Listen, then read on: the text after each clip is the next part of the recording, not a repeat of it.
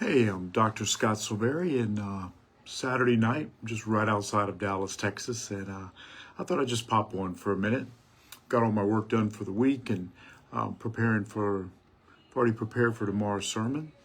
So I just want to jump on and see what are you doing. You know, over the last, I would say, couple weeks, really this page has experienced crazy growth.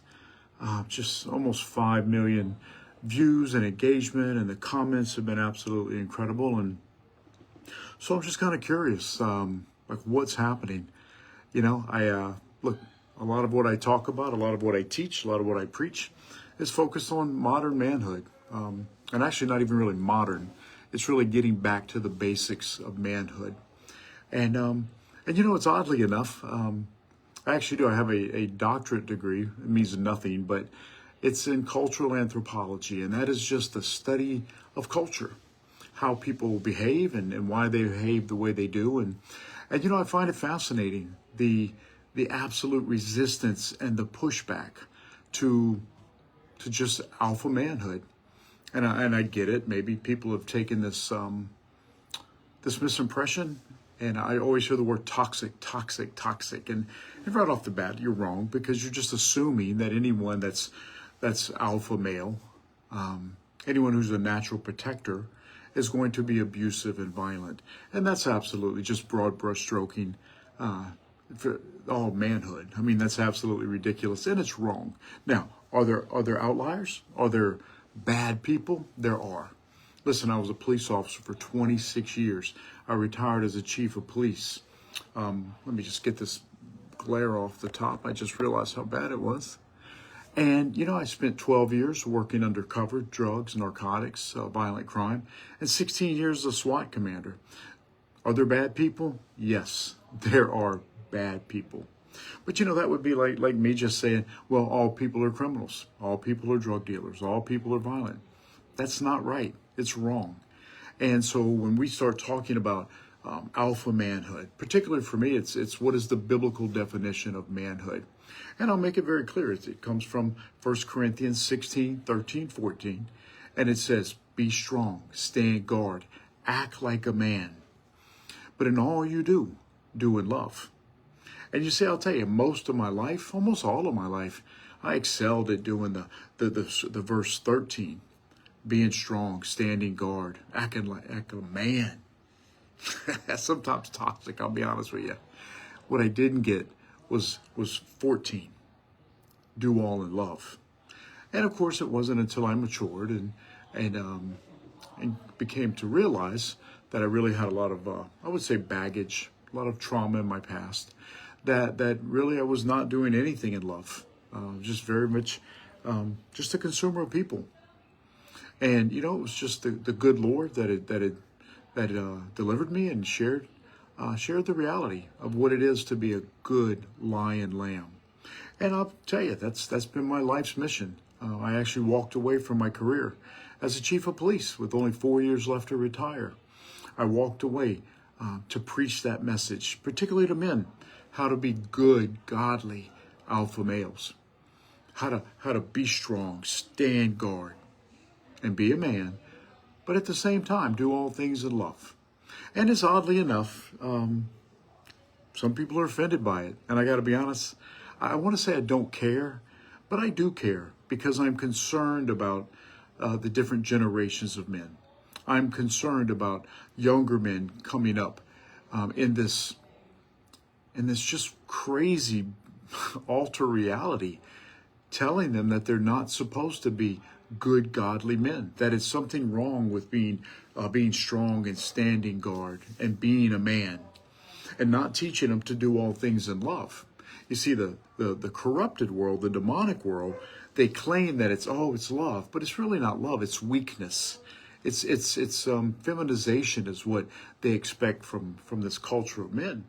So when men stand up and they're like, no, I'm not going to do that. I'm called to be a man and act like a man, and I'm gonna do that.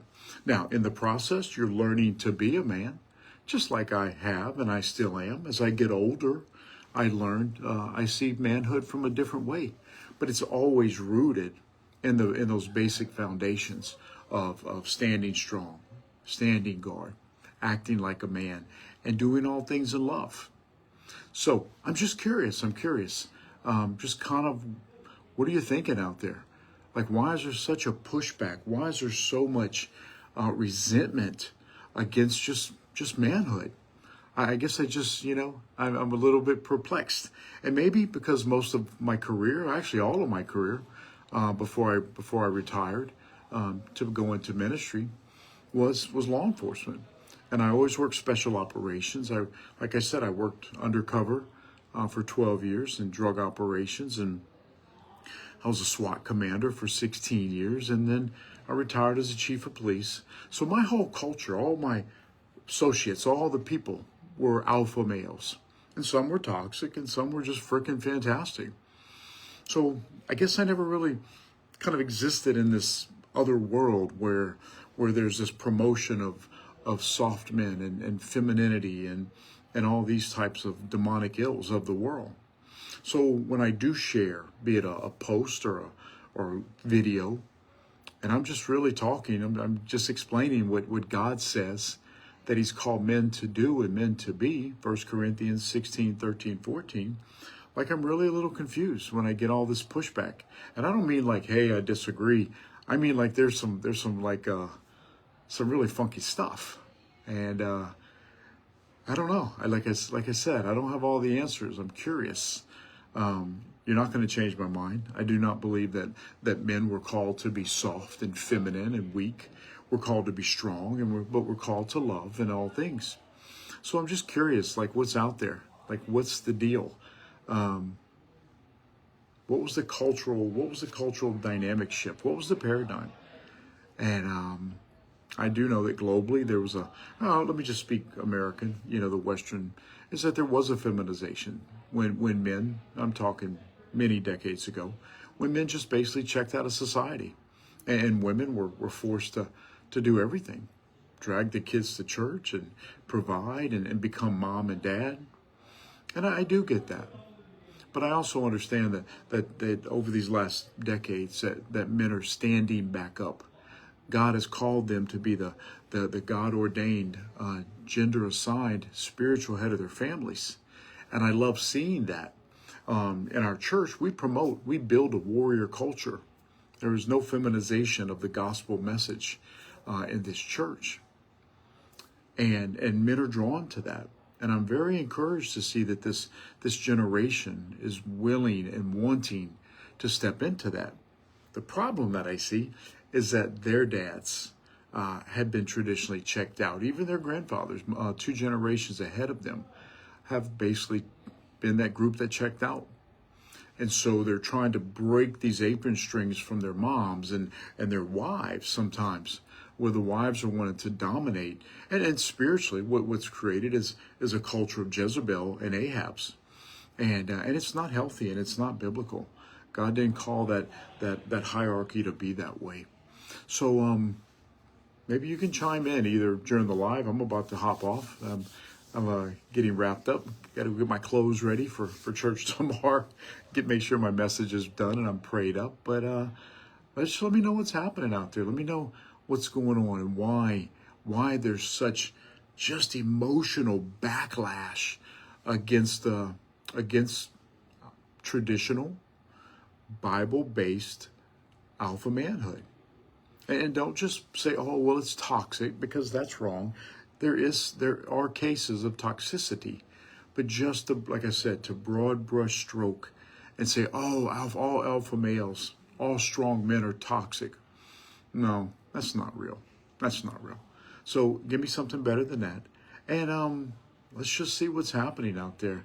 Look, I'm very encouraged by this younger generation. I really am. What I'm encouraged also as a pastor is that they're seeking spiritual mothers and fathers. And that does encourage me, that this younger generation, they want the multi-generational family connections that they didn't have growing up, that my age, I'm 60 years old, that I didn't have growing up. But I'm encouraged that this younger generation is seeking that out. Now, what concerns me is when they look up to the next generation or generations, there's not a lot of men that have grown up in the church. There's not a lot of men who have grown up fathering their children. So as the Apostle Paul said, like there's a ton of teachers, but there's not many spiritual fathers. That is my prayer. So I'm really focused in my ministry and equipping men to become fathers for their own kids, and also spiritual fathers for this younger generation that's looking up for spiritual dads. So that's where my heart is. That's what my ministry is focused on. And those are the messages, the gospel messages that I preach every Wednesday and Sunday. So again, let me know what's happening out there. Let me know if you feel differently. Obviously, there's a lot of people who do, because I get it in the messages, and that's cool. That's cool. Like they say, I'm really interested in what the dynamic is, the paradigm shift that has really created such a strong pushback against just good, decent, godly men, alpha males. So again, my core, the scripture that I really base my life on, and my permission to be a biblical man, is 1 Corinthians 16, 13, 14. But obviously, there's a lot of people who disagree with that. So let me know. Let me know where you're at. So listen, God bless you.